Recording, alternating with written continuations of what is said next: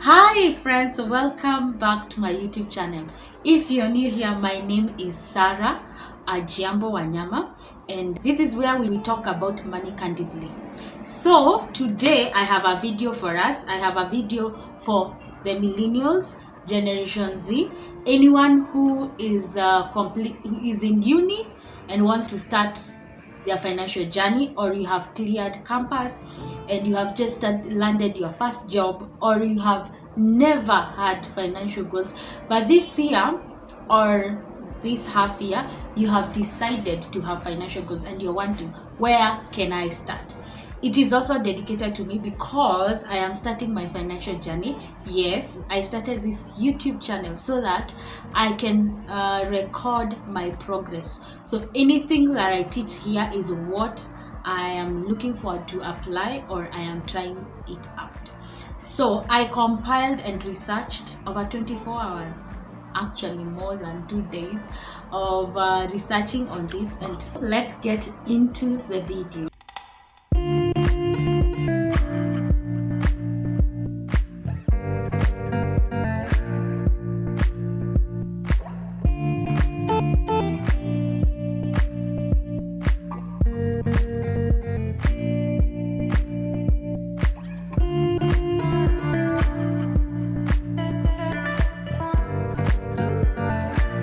Before I forget, I would really want you to subscribe to this channel. Most of you are watching and they are not subscribing, so don't forget to click on the subscribe button. It is absolutely free. It supports this channel and enables me to continue producing these videos. So, and then do not forget to like this video and share it. Consider sharing it, consider putting on your notification bell. I have taken a lot of time in researching this because I don't want us to take up words that have been given by people. I want us to have a clear goal.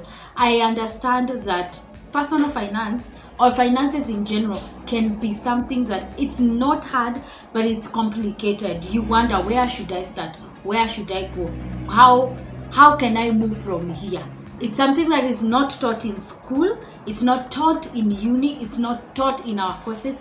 So once someone lands their first job, they don't know how to behave.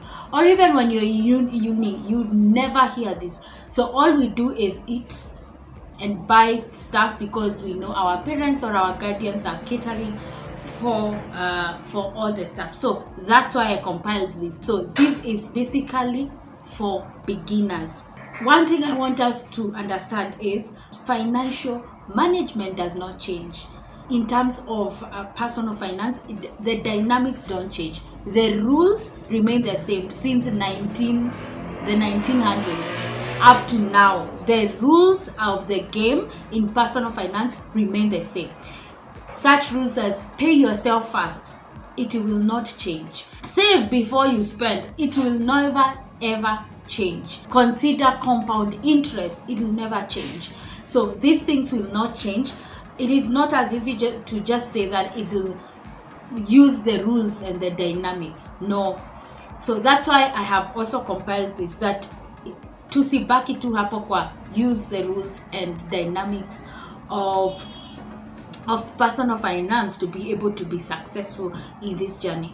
So you are a student, you have landed your first job, you're a beginner in your personal finance journey.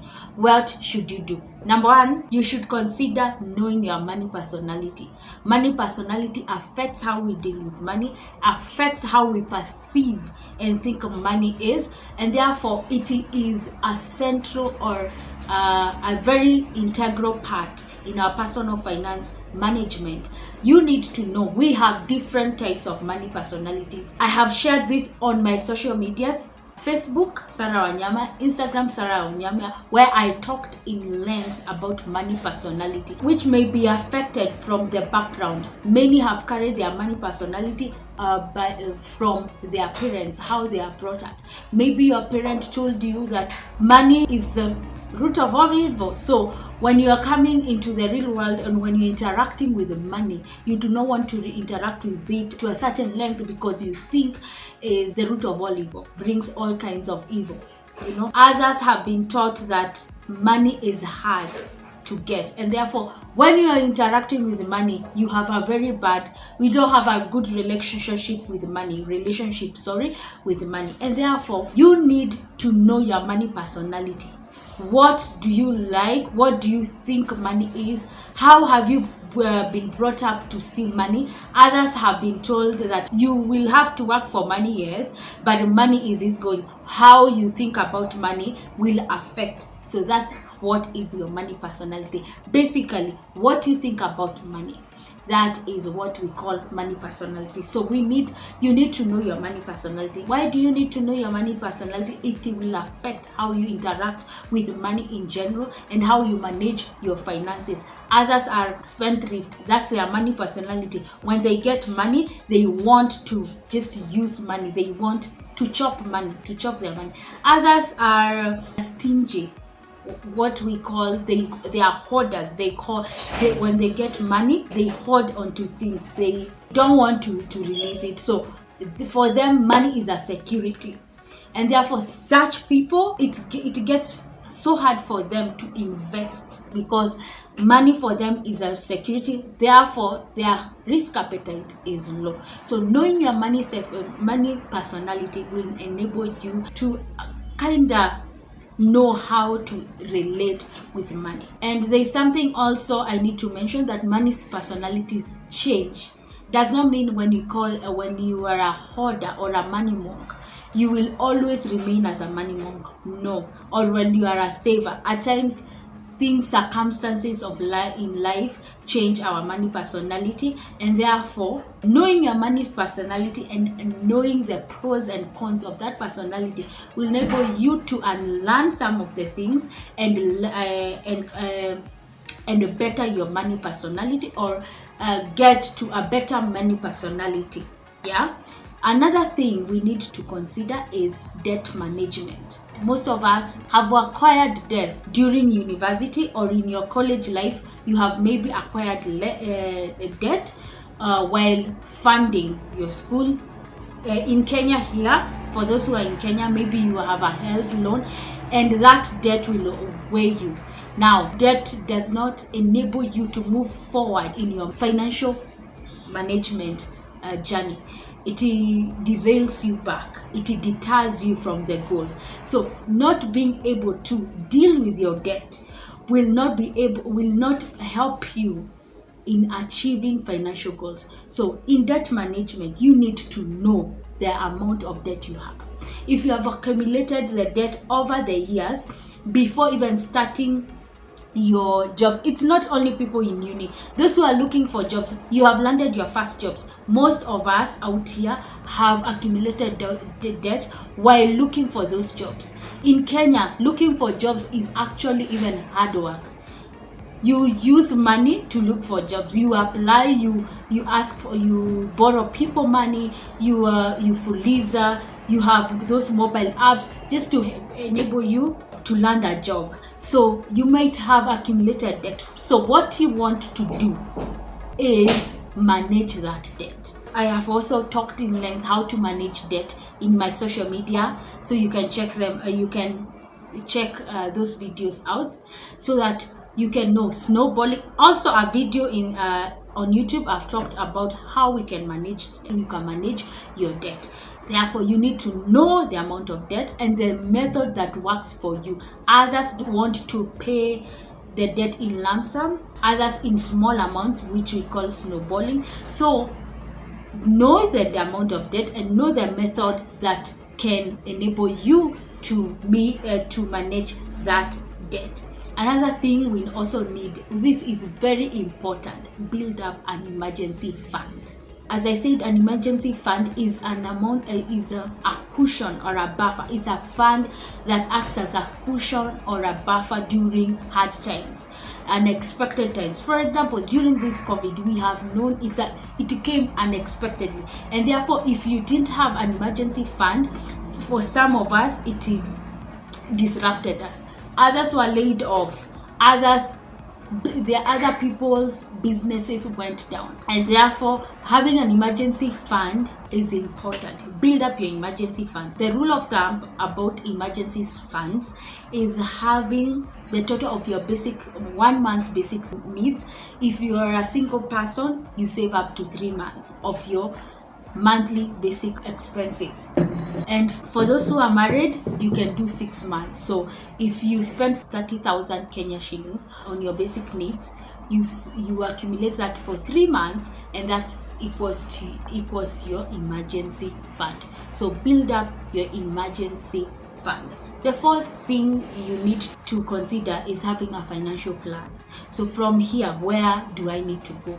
You need to set SMART goals. SMART, that means specific, they need to be measurable, they need to be achievable, they need to be realistic and time bound. So you need to set those goals. You need to have a plan for your finances. At this point, this is what I need to be earning, and this is after 2 years in my working place, I need to have saved this amount of money. I need to have invested this amount of money. That's why I'm calling them SMART goals. So consider a financial plan and make SMART goals. Another thing you need to consider is living below your means. Don't live at the level of your means. Some of us earn 30,000. Maybe your entry job is 30,000. You want to live at 30,000. That is paycheck to paycheck. But what I mean is living below your means includes spending wisely, knowing when this is the limit. I earn 30,000, but at the end of the month I have spent 15,000, so I have 15,000 to spare. That's possible. Just look at your budget and look at where you can save on costs. If I can save on transport, if you can save by living with someone, if you can save in data or buying in bulk, that means food or your shopping, then save. Live below your means. Try as much as possible to cut costs. That brings me to another point: spend wisely. Spend wisely. It is not necessary for you to spend all your money. This is what I have learned during this year. I tell myself, if I have the urge of buying that thing, I look at myself and I tell myself, Sarah, I can be able to get that thing next year or next month at an affordable price when I have the money, and maybe that thing will even have a better offer, or will have a better quality. There will be good another type will be out, and therefore that's how I convince myself not to just spend. So I spend wisely. Those things that are necessary is when I spend, and that does not mean that I do not spend on things that I love. That takes me to another point. Do not make your budget fixed. Include fixed, non-flexible. Make it flexible. Include things that you love, so that this financial management journey is not is not a punishment, rather something that you enjoy. Once in a while, put something that you enjoy. If you enjoy traveling, budget for traveling and save up for it.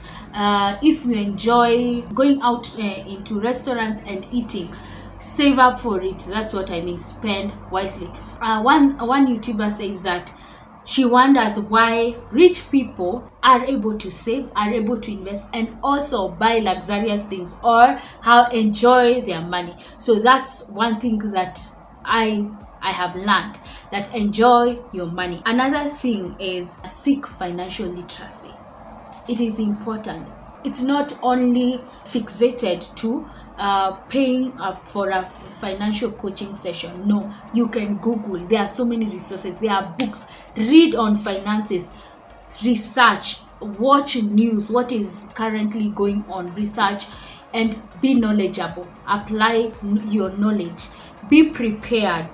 Position yourself with knowledge. Position yourself. Google about money. How can I save? The best way to save, the good things. Equip yourself with knowledge. Another thing is accommodate black tax. What I mean by black tax is, once we get into the job market, that's when your mom reminds you that she took you to school and you need to help her out, or your uncle just appear, your cousins just appear, and all of them kind of know your payslip and they are expecting something from that. You can have a small portion to cater for black tax so that it cannot take you off guard. This is something you need to accept, that in the African country, black tax is so weighty. When you prepare, you will be able to meet that need. So cater for black tax. Make it a habit to talk about money. When you speak about money, the phobia of that journey just disappears. When you talk about your peers and set goals in line with where you want to go. So talk about your money. Watch out, easy stereotypes are talking about money to go away.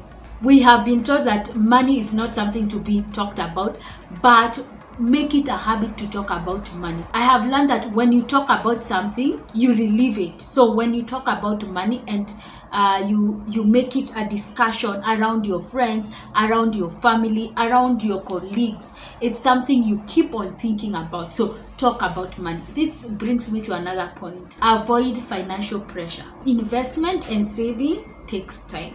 Everything takes time. Don't go out there and see someone, your friend who got a job 2 years ago has a car and now you want a car. No. Go in at your own pace and make those goals. Compete with yourself. Do not compete with another person, because personal finance is personal. So take this journey in your own pace. Yes, discuss it with your peers, but do not have financial pressure. So another thing to add on, the last point, is take advantage of compound interest. Saving does not make you rich. Earning that money does not make you a millionaire. But what can make you rich, what multiplies money, is compound interest. And as I said again, compound interest takes time. So take advantage. Look at money market funds. Look at things that involve compound interest in the investment and grow your money. So thank you for listening, and thank you for subscribing. Thank you for liking this video. Thank you for sharing. I love you and I mean it. Till next time.